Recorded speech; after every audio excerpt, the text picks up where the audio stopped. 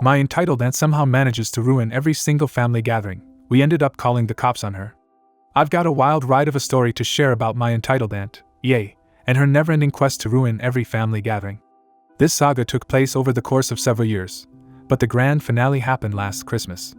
A little background: my Aunt Karen, yes, that's her real name, has always been the queen of entitlement.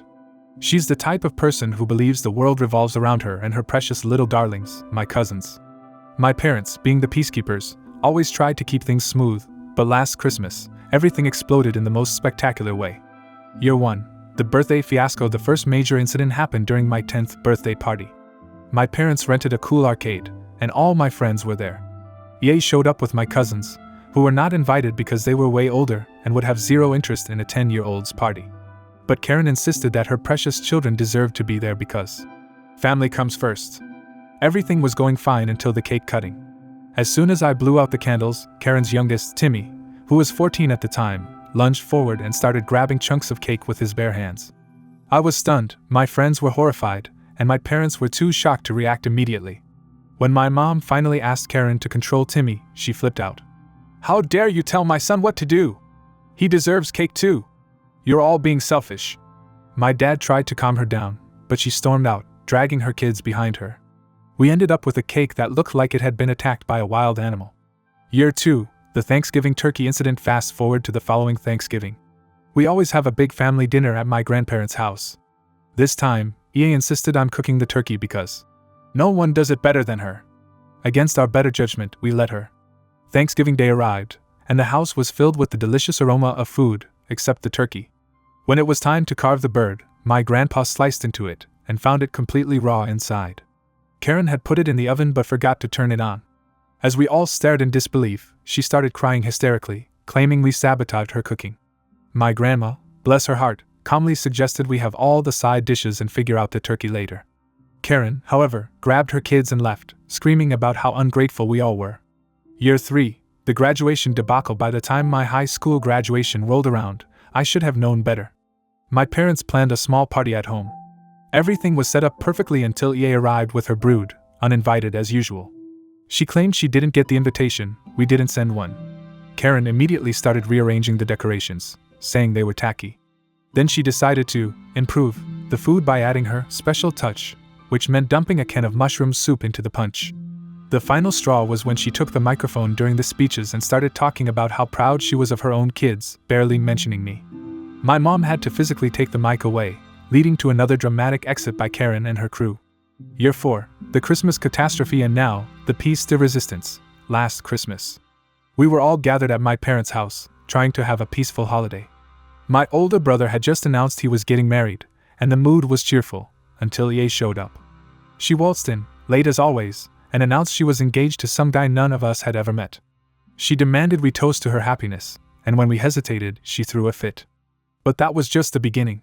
She brought her new fiancé, Bob, who seemed nice enough at first. But within an hour, Bob was clearly drunk and hitting on every woman in the room, including my grandma. When my dad asked him to leave, Bob tried to punch him. Chaos ensued, and Karen, instead of calming things down, screamed that we were ruining her life. As we were dealing with Bob, Timmy decided to borrow my dad's car to go get more beer. He crashed it into a neighbor's fence, and the cops had to be called. While the police were sorting things out, Karen fainted dramatically and claimed she was having a heart attack.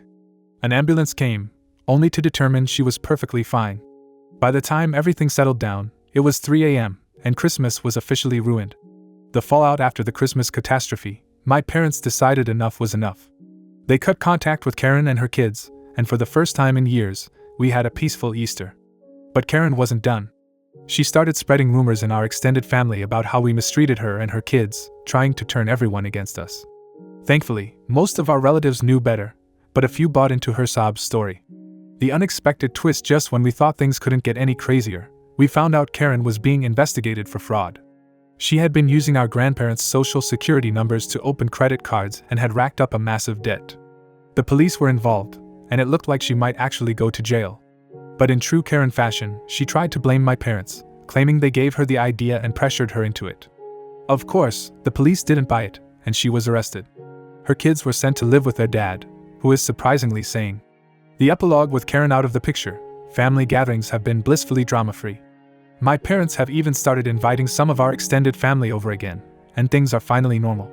I sometimes wonder what happened to Karen. Last I heard, she was out on bail and trying to start a new life in another state. Part of me feels bad for her kids, but they're better off without her toxic influence. Edit, wow, I did not expect this to blow up. Thanks for all the awards and comments.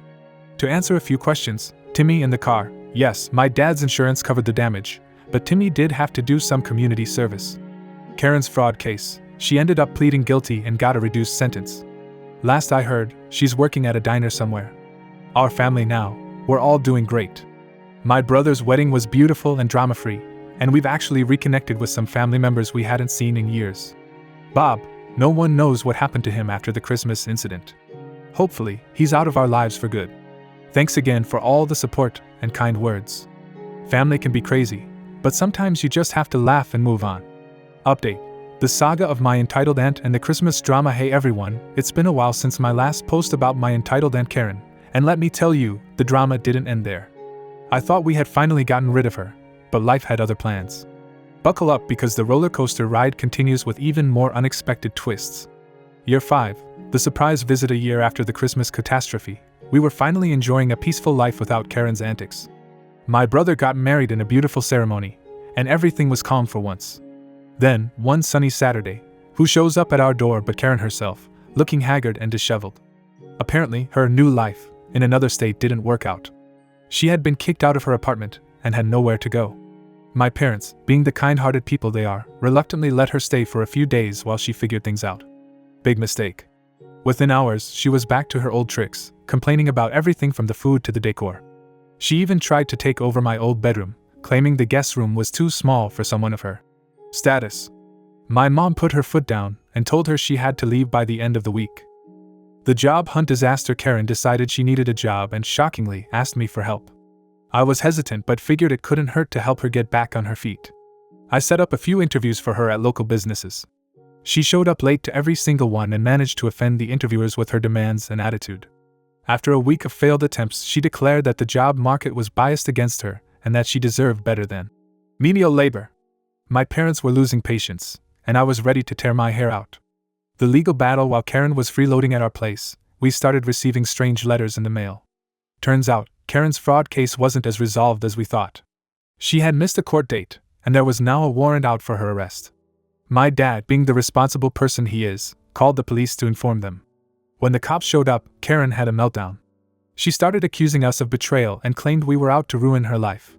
The police calmly escorted her out, and she was taken back into custody. We thought this was the end, but oh no, Karen had one last card to play. The secret. Well, a few months later, we received a call from a lawyer. Apparently, my grandparents had a secret will that none of us knew about. Karen had managed to get her hands on it, and was now contesting the distribution of the estate. She claimed she was entitled to a larger share because she was the favorite child. We were all blindsided by this. My grandparents had passed away years ago, and the estate had already been settled. But Karen's lawyer was persistent, and we found ourselves in a legal battle we never anticipated. Courtroom drama. The court date arrived, and the whole family showed up to support my parents. Karen, of course, made a grand entrance, acting like she was the victim. Her lawyer presented a forged document that supposedly showed my grandparents' true intentions. Our lawyer was prepared and quickly debunked the forgery, but not before Karen made a dramatic speech about how she had always been misunderstood and mistreated by the family. The judge was not impressed and ruled in our favor, but not without Karen making a scene as she was escorted out of the courtroom. The final straw. After the court case, we cut all ties with Karen for good.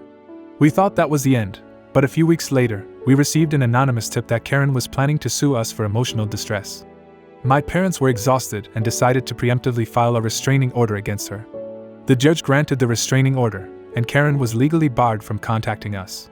She tried to contest it, but her history of erratic behavior worked against her. For the first time in years, we felt a sense of peace. The epilogue, for real this time, it's been a few months since the courtroom drama, and life has finally returned to normal. My parents are enjoying their retirement, my brother and his wife are expecting their first child, and I've moved into my own place. Karen has seemingly disappeared, and none of us have heard from her. Rumor has it she's living in a trailer park in another state, trying to start fresh once again. We wish her well, but we're done with the chaos she brought into our lives. Edit. Wow, I can't believe this got even more attention.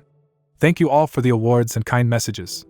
To answer a few more questions, did Karen really forgive us? She sent a letter from jail apologizing for everything, but given her history, we're taking it with a grain of salt. Are we still in touch with Timmy and the other cousins? We've reached out a few times, but they seem to be trying to distance themselves from Karen's legacy. Can't say I blame them. How's the family doing now? Honestly, we're doing great. It's amazing how much lighter life feels without the constant drama. My parents are even planning a big family reunion next year, sans Karen of course.